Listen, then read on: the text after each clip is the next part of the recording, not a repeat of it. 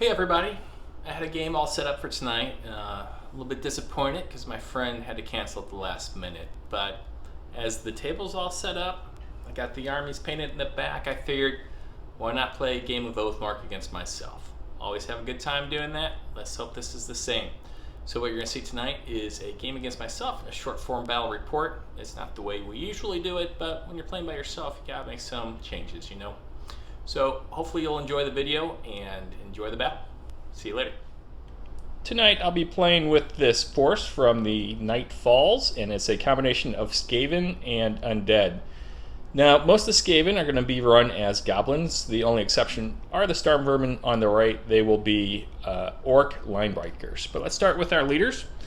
So right here in front we have a level 3 Necromancer. To the left, a level 2 Necromancer. And to the right we have a Skaven Captain or Goblin Captain. Now he has the Take Command ability, and what that's going to do for him is allow the army to automatically pass all morale tests they take for taking past Cascading Panic for 1 turn, no roll required. Let's go over the Storm Vermin. I got a unit of 9 right here, and that's where the Captain will be joining. And then behind them I have a unit of 20. Now this unit of 20 has been upgraded with the square formation, as noted by that token right there. They'll be starting the game in regular formation, but they can take an action in order to go into the square, which should prove pretty valuable if they get caught out alone, as often happens with the Orc Linebreakers. Moving towards the center, we got 2 units of Skaven. On the left there is Spearmen. On the right there are just some regular soldiers, 20 in each. And I got 4 units of Skeletons. With the big one back there, a unit of 20 is going to be led by a Skeletal Champion. Altogether, it's just under 2,000 points, ready to take on the humans of Pembroke. And here are the humans of Pembroke, in addition to one giant there on the left, but we'll get to him. So this army is going to be led by a human captain. Of course, he has his shield and his heavy armor. No special abilities there, and a level 2 mage, normally referred to as Piper. As we pull out, we got 2 units of Rangers, 1 dismounted, and then 1 unit of mounted Rangers. It's a unit I really love to play with, but don't often put in the list for whatever reason. Over on the right, we have 9 archers. Got a company of spearmen. They have been upgraded with the phalanx formation, which will allow them +1 fight to the front, but -2 fight in the sides or rear. Full unit of 10 human heavy cavalry, and actually it's 9 plus a champion that's been mounted on a horse. And then another unit of 20 spearmen, just like the first one. They've been upgraded with the phalanx special formation. And then lastly, the ferocious giant. He is a beast, and he's going to be trying to tear through those orc lines as we play a special mission tonight, so stay tuned for the details of that one as we go forward. Alright, both forces are deployed now, but before we get to that, I want to talk a little bit about the scenario. Now this is from Matt Biggs' event pack for UK Games Day number 1. It's going to be coming up shortly, and it's called The Fall of the South. Now this is scenario 2, in which both armies are trying to break through to the rear lines of the other army. So each round, for each unit that you have across the halfway point, you're going to get 2 points, and if you get them within the opponent's 12-inch zone at the back of the table board, that's going to be worth 4 points. On rounds 3 through 6, you can go ahead and exit the opponent's side of the table in order to score 5 points. That might be useful if you think you're about to be surrounded or get wiped out. Just save your guys and break on through and take the points while you got them. Now to score, units on 25 by 25 or 25 by 50 bases need to be at least 5 strong, and if you're on a 50 by 50 base, you need to have at least 2 models in the unit in order to score at the end of each turn. Units on the exceptionally large bases, the 50 by 100, will not be scoring, and they're just going to be causing a mess. So I think that about covers it, so let's go over the terrain. Over on the right we have a road, which is being shadowed by a tower there. The road will add +3 to the movement of anybody who starts the movement on the road and finishes the movement on the road. That comes from the Seize the Road scenario that you can find in Oathbreakers. Got a bridge and a little river there. The river's going to be difficult terrain. That wall will provide +1 defense to anybody who's behind it. Bridge is easy to cross, as you might expect. Couple of things of woods here, which will be difficult ground, and we got a hill on the far side where the Skaven and Undead have set up. And the person who's closest to the center of that hill will get +1 to their defense in a melee combat. Also allows you to see over other units, so pretty advantageous as far as missile units are concerned. Unfortunately, it's difficult ground, so it's kind of tough to get up there. Lastly, we got another house over here on the left. That's just going to be blocking terrain. So the humans on the offense set up first. We have our unit of mounted rangers on the left flank. Coming closer, we see our giant, and then we have our human captain here in the rear leading the archers. In front of him we have, it looks like, first unit of spear in their phalanx formation. The war corgis are here in the center. Rangers are set up behind these woods. They do have nimble, so they're going to be getting a +1 defense if they set up shop in there. Over on the right we have the mage, and then we have a second unit of spear. Now the mage, she will be having 2 spells. She's going to be a master maneuver this game. So she took shift at casting number 5 and stolen march at casting number 7. Across the board, we have a unit of skeletons on the road being backed up by our level 2 necromancer. That level 2 necromancer has taken fireball along with reanimate. So typical necromancer spells. Towards the center, in the back left, we have the goblin captain leading that 9-man unit of orc line breakers. And then we got the 20-man unit in front of them. The 20-man is not starting in a square formation, as that's -3 to move, and they're already moving slow enough at a 5. To their left, our right, you see a 10-man unit of skeletons to take some arrow fire for the boys, and then 20 Skaven soldiers. Kind of facing off against the giant over here on the left, we have a unit of 10 men of skeletons, and then behind him we have our level 3 necromancer. That necromancer has poison blades at a casting number 4. And that gives a unit like +1 wound if they do at least 2 wounds. And then that spell goes away, but pretty useful. Also has reanimate. Sorry, that was casting number 5. And then reanimate casting number 4 and fireball casting number 7. And over on the far left, kind of lining up against the mounted rangers, we have another 10-man unit of skeletons supported by 20 Skaven spearmen. So altogether, everything is ready to go. Really excited to play this new mission and have a good time. So it's going to be a shortened battle report. You're just going to get the end-around wrap-ups, but hopefully you enjoy it. Turn 1 is over, and surprisingly both sides have been bloodied so far. Start with the humans. What happened over on the right was this unit made its activation and ended up moving 12 inches along the road. And then Piper back here casts Stolen March, needing a 7 on that one to move them another 9 inches. So they are going to be scoring in this first round. They did take 2 casualties from the level 2 necromancer back there. Managed to get a good fireball off on them despite the shielding. And they did make the morale test. Towards the center, we have these rangers that failed their activation. They were able to make it right up into the woods, so next round they should be good to go. While the war corgis here managed to go their full 12th, being supported by the captain in the back here. All activations made in both these units went ahead forward 9 inches as quickly as they could. The level 3 necromancer over there got a fireball off, taking off one of these spearmen. They made their activation easily, being supported by the captain. And the giant made its activation as well and has trundled ahead. Over on the far side, we had a series of activation problems. The skeletons, no problem. The spearmen, no problem. Then both the captain in the back there and the line breakers, the storm vermin in the front, both failed their activation. And that heavy armor meant that they could only go 5 inches, so they're kind of bringing up their rear. A little bit more normal here on the center left as these skeletons managed to move forward.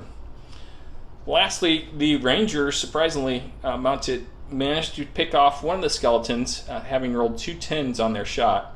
They needed 8s in order to do damage, and of course when you're fighting undead, you gotta do 2 points of damage to take away 1 model for figures with the undead rule if you're using bows. So they managed to do that. Those undead had failed to activate and only moved forward 6 inches, and then the spearmen behind them moved up full speed after making their activation, but smartly staying behind the skeletons to be protected from the arrow fire from those rangers. So everything looking good so far. The humans are going to be up 2-0 because of the spearmen scoring. We'll see if the skeletons can counter them here shortly. Let's roll for initiative with the undead being in green. We got a 7-4 and a 5-5, so something fun's going to happen there, and we'll come back to talk about it. Turn 2 is over, but let's start off where we left off at the end of turn 1. We're using the Strange Catastrophic Events table from Oathbreakers, and that double 5s meant that the moment of glory had arrived for Second Company of Spear. And what that allowed is for me to pick one unit on the table, and they would have +2 fight and +2 defense this turn. So that is the one that I picked. Now the skeletons on the far side had the initiative and charged into the Second Unit of Spear, and it was bloody, with the skeletons doing 6 points of damage to include the champion dice coming through for them, while Second Unit of Spear did a total of 8 against the skeletons after morale, pushing them back 6 inches. Of course, skeletons don't get disrupted, but Second Unit of Spear certainly did. Necromancer behind them managed to cast Reanimate and brought back one of the skeletons there, and then moved up to behind them. Piper over here activated just fine, tried to cast the Stolen March on this unit of Rangers, who once again failed their activation, so they move forward 6. The Stolen March did not go off, so they're not quite scoring yet. The War Corgis did what heavy cavalry do. They charged into that 10-man unit of skeletons who are no longer there, wiped them out to a man. I think they did about 7 points of damage on the charge, and then the rest just kind of crumbled after that. They were about to be charged by that unit of Skaven soldiers, but the Skaven soldiers obviously felt differently about it and were a little bit scared, so they failed their activation, as did my 20-man unit of Storm Vermin. The commander behind them activated just fine. Towards the center, the spearmen moved up and are taking a commanding position. They are in a scoring position now as well, while the captain and the bows moved up 6 inches and took out one of the skeletons and what was a unit of 10. Level 3 Necromancer tried to cast a spell at the unit of Spear, got the fireball off, but didn't do any actual damage. The giant moved up after activating again, but not quite within range of those skeletons, so they've stopped short, and the skeletons activated, but weren't wanting to tussle with the giant quite yet. Over on the left, the Mounted Rangers took one of the skeletons off, utilizing their bows, and then moved up to within an inch of them. As the skeletons have moved up almost to the halfway mark, neither one of those units is scoring. The Skaven spearmen behind them managed to kind of keep distance tight between them and the skeletons. And so that's going to be it for turn 2. Now scoring, nothing over here. 2 points for the humans here with the First Company Spear. 2 points for the War Corgis and 2 points for Second Spear over there. That means that currently the humans are leading this battle at a score of 8-0 as we'll come back for turn 3.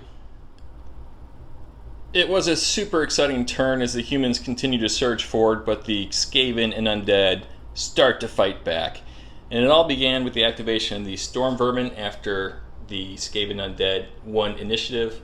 They crashed into the side of the human heavy cavalry, taking out 5, losing 2 in return, and shaking the heavy cavalry. Thanks to the support of the Skaven captain, they managed to keep order. After that, they suffered a series of blistering arrow fire from both the archers on the left and these rangers on the right, losing an additional 4 over time, making all their morale tests still. After that point, they were charged in the rear by this human spearmen in the phalanx formation, managed to do a number of more wounds, but luckily they rolled a 10 after receiving 5 casualties from the rear and are still in order, which is amazing. That human spearman unit was countered by that unit of storm vermin led by the goblin captain. As they got hit in the side, they ended up needing target number of 12 in order to do damage back to the Skaven. So obviously did not get anything through there, while the line breakers managed to do 4 points of damage, taking advantage of their charge and wild charge abilities. Over on the right, the Necromancer managed to cast a fireball at the unit of human spears who remained ordered, and they charged forward. After they didn't charge forward, they moved forward after they had managed to shake off their disruption. The skeletons charged into them, and they took a wound. The spearmen took no wounds, and the spearmen pushed them back 6 inches. So tough luck for those skeletons. as the human spearmen continue across the bridge trying to get into the very rear lines of the enemy forces. It should be noted that Piper here turned and cast the pivot spell, which allowed the spearmen over here to hit the rear lines of the Skaven rather easily, so successful there. The giant on this side failed to activate, so he moved up in order to make sure these skeletons don't go anywhere. He's staring them down. The skeletons, not anxious to tussle with the giant, just passed on their turn, while the level 3 necromancer back there failed to activate as well.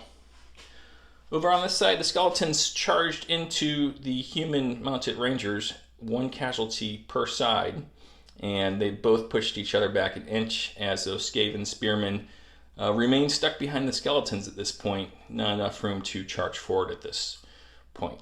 So scoring units for the humans, they have this unit of spearmen and that unit of spearmen still scoring.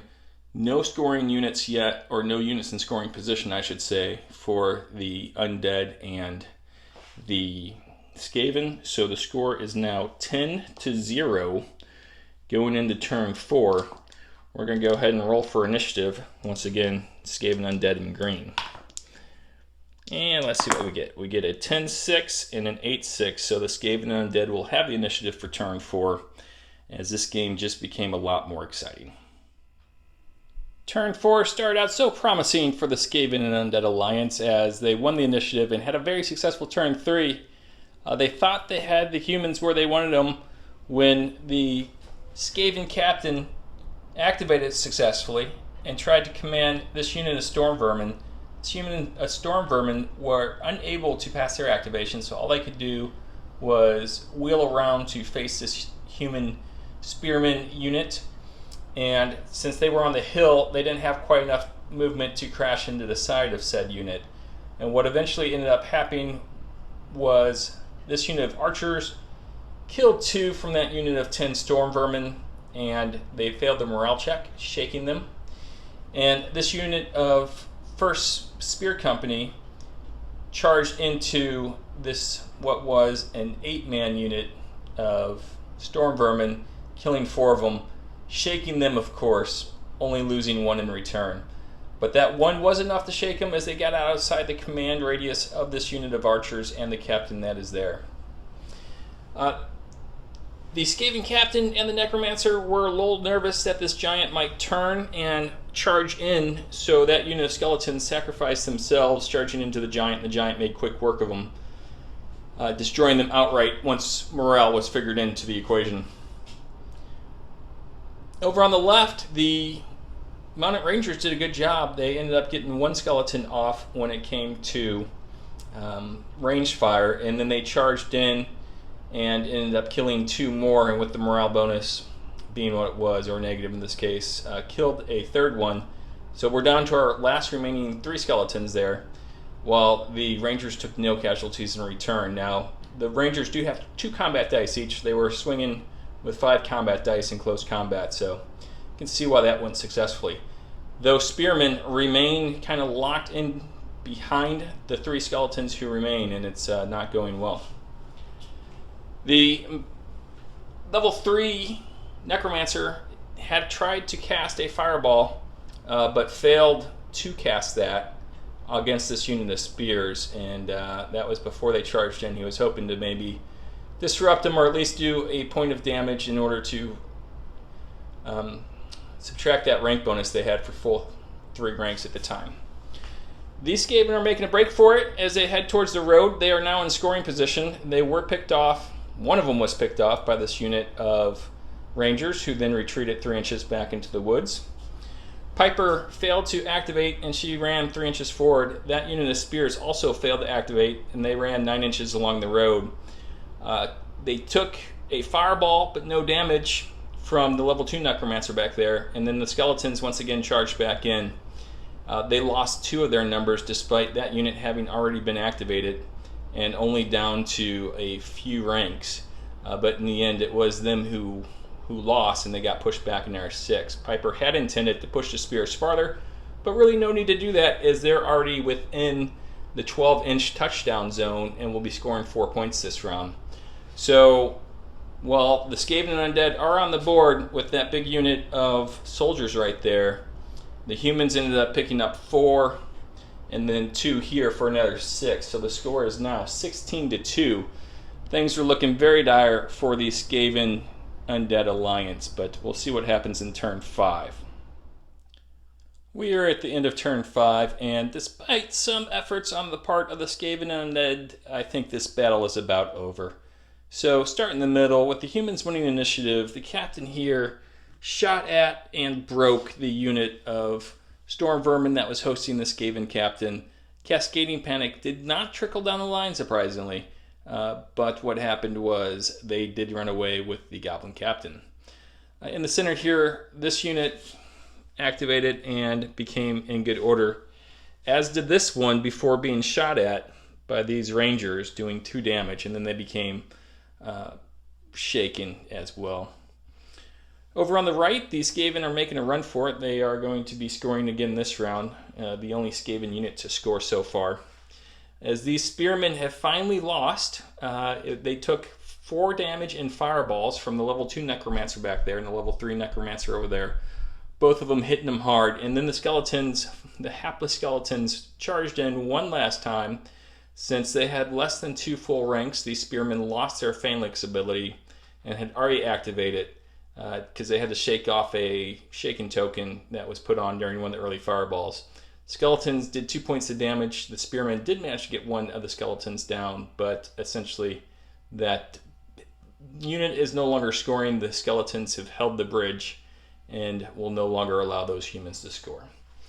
Over on the left, Giant activated after he saw what the Skaven were doing and started to come around the corner. Piper cast the maneuver spell on him, so now he's turned towards those Skaven.